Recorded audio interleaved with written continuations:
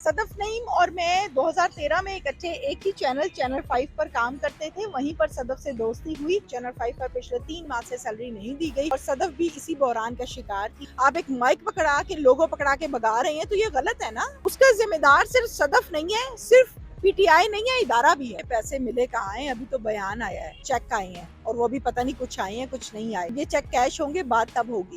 इस समय मेरे साथ मौजूद है तमीना शेख साहिबा। इनसे पूछेंगे सदफ के साथ इनका रिश्ता क्या था और जो इन पे इल्जाम लगाए जा रहे हैं उनको तनख्वाह नहीं मिल रही, इस बात में कितनी सच्चाई है। अस्सलाम वालेकुम मैम। वालेकुम अस्सलाम। जी मैडम, सदफ नईम के साथ आपका कितना पुराना रिलेशन था? सदफ नईम और मैं 2013 में इकट्ठे एक ही चैनल 5 पर काम करते थे। वहीं पर सदफ से दोस्ती हुई और काफी काम हमने इकट्ठे भी किया।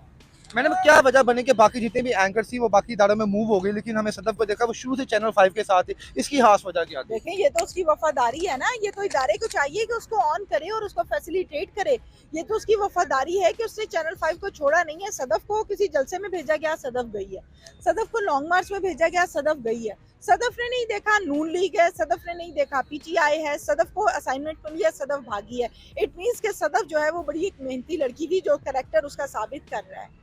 तो मैडम, इस बात में कितनी सच्चाई है? आपने भी चैनल 5 में काम किया, उन्हें सुनने में यार आज उज़मा बुहारी साहिबा ने भी अपनी प्रेस कॉन्फ्रेंस में बात कही कि उनको 5 महीने की सैलरी नहीं दी गई, जिसकी वजह से मेंटली तौर पे डिस्टर्ब थी और वो काम पे जाना भी उन्होंने छोड़ दिया था।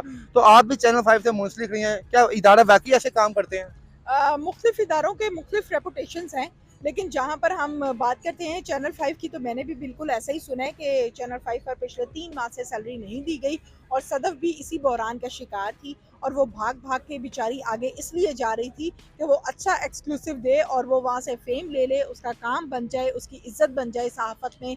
वो बड़े इंटरव्यूज़ करना चाहती थी, लेकिन इदारे को ये सोचना चाहिए था कि हम जहाँ पर लड़की को भेज रहे हैं, आप गाड़ी दे रहे हैं, आप DSNG दे रहे हैं, आप कोई मेल स्टाफ दे रहे हैं, आप कोई कैमरामैन दे रहे हैं, आप एक माइक पकड़ा के लोगो पकड़ा के भगा रहे हैं, तो ये गलत है ना। ऐसा नहीं करना चाहिए। उसकी ज़िंदगी मालिक के लिए तो शायद कुछ ना हो, लेकिन उसके बच्चों से पूछें कि उसकी ज़िंदगी कितनी कीमती थी। उसकी बेटी से पूछें, उसके बेटे से पूछें। मैंने जब आपने मूव किया चैनल 5 से, बाकी एंकर्स ने भी किया, तो आपने कभी बातों बातों में सदफ को कहा नहीं यार छोड़ो यार, किसी और चैनल में आते, वहाँ पे तुम्हें अच्छी पे मिलेगी, ये मिलेगा? सदफ मैंने जब मूव किया रॉयल न्यूज़ पर, तो सदफ रॉयल न्यूज़ पर आना चाहती थी। फिर मैंने सदफ को कहा कि सदफ आप बिल्कुल आएँ, और एक दिन इस तरह से हुआ कि अचानक से मैं प्रोग्राम करके आ रही थी तो सदफ आगे खड़ी। मैंने कहा सदफ ज्वाइनिंग हो गई है, क्या मामला है? उसने कहा तहमीना अभी अभी जस्ट मैं मीटिंग करके आई हूँ। मैंने कहा यार वंडरफुल, बेस्ट ऑफ लक, आपने ज्वाइन किया, मिलकर काम करेंगे, कोई ऐसा इशू नहीं है। लेकिन इसके बावजूद सदफ रॉयल पर ना बमुश्किल कोई 20 से 25 दिन काम किया और बैक टू चैनल 5। चैनल 5 चले। हाँ। मैडम, आपने अपनी जिंदगी में इतने क्राइम्स देखे हैं, आप क्राइम जो पॉइंट्स से पहुंचती हैं, तो आप क्या समझते हैं सदफ साहब की मौत की जिम्मेदार कौन है? इदारा।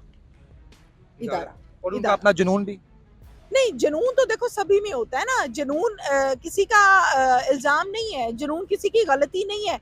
जुनून नहीं होगा सहाफ़ी में तो फिर सहाफ़ी तो ना हुआ ना। वो जिसमें जुनून है वो सहाफ़ी है, मेरी ये ज़ाती राय है।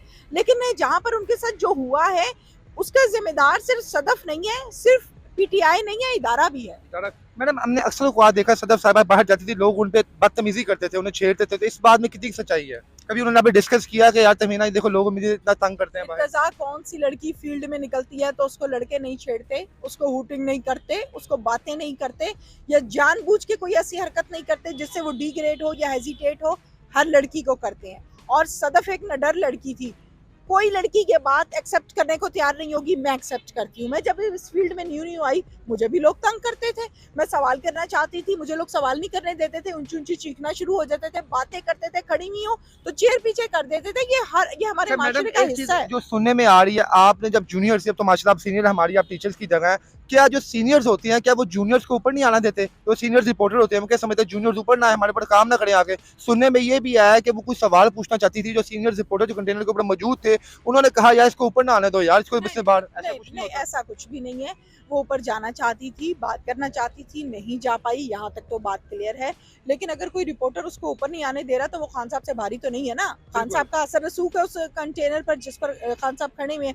तो रिपोर्टर की किसी की कोई गलती नहीं थी, लेकिन जो हुआ है वो गलत गलत तो हुआ जो है। पैसे उनको मिले गवर्नमेंट की जाने से आपको क्या लगता है उनकी रसाई होगी उनको बाकी वो जो कैश जो है जितना भी है मिलेगा या वो भी हवाओं में जो बातों के बाद जो है हवाओं में गायब हो जाएगा उनका जो अरे है? पैसे मिले कहाँ हैं, अभी तो बयान आया है, अभी तो चेक आए हैं और वो भी पता नहीं कुछ आए हैं कुछ नहीं आए। जब ये चेक कैश होंगे बात तब होगी। मैंने आपने इतनी स्टोरी कवरेज किया जिसमें गवर्नमेंट की जानिब से अनाउंसमेंट की जाती है, क्या वाकई इस पे इम्प्लीमेंटेशन भी होता है या नहीं होता? बहुत कम देखा है मैंने, मेरी ज़ाती राय अगर पूछो तो मैंने क्राइम स्टोरीज़ की जिसमें सॉरी मैंने क्राइम स्टोरीज़ की जिसमें एक बच्चे को शादरा में कत्ल कर दिया गया, बड़े गरीब घराने का बच्चा था। उसके जब मैं घर गई तो वो एक छत पर एक छोटे से कच्चे कमरे में उसका वालिद रहता था और मस्जिद में अपनी कोई यानी कि जिम्मेदारी उन्हें कोई पैसा सर अभी तक नहीं अंजाम मिला। देते थे। हुकूमत की तरफ से 30 लाख रुपए की ग्रांट का ऐलान किया गया।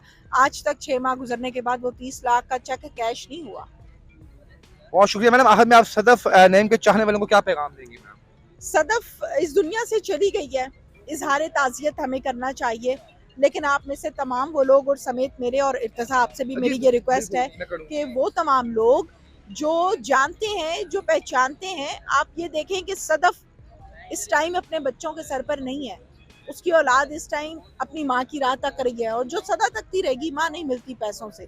उसके बच्चों की क्या रिक्वायरमेंट्स है, उनके बच्चों से राब्ता करें कि उनके साथ क्या बीत रही है, उनके क्या मसाइल हैं, वो हल करने की मैडम कोशिश एक करें। आखिरी सवाल से आप जाएं, आपको लेट हो रही है। जो प्रोटोकॉल सदफ को मौत के बाद मिला, क्या जिंदगी में कभी इसको मिल सकता था इतना प्रोटोकॉल? ये बताएं। अगर मिल जाता तो शायद ऐसा ना होता, उसकी ख्वाहिश ही रह गई और वो ख्वाहिश लेके दुनिया से चली गई। बहुत शुक्रिया, थैंक थैंक यू। यू।